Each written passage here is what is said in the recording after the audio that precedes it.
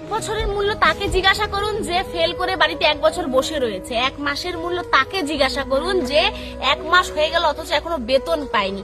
1 সপ্তাহের মূল্য তাকে জিজ্ঞাসা করুন যে কিনা 1 সপ্তাহ ধরে হাসপাতালের বিছানায় শুয়ে রয়েছে। 1 দিনের মূল্য তাকে জিজ্ঞাসা করুন যে কিনা একটা দিন না খেতে পেয়ে রয়েছে।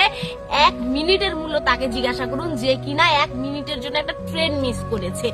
আর এই 15 বছর ধরে বাংলার যে দুর্দশা হয়ে আছে না, এর মূল্যটা তাকে জিজ্ঞাসা করুন যে কিনা শিক্ষিত অথচ সে একটা কর্ম জোটাতে পারেনি, তার বাড়িতে অসুস্থ বাবা মা রয়েছে।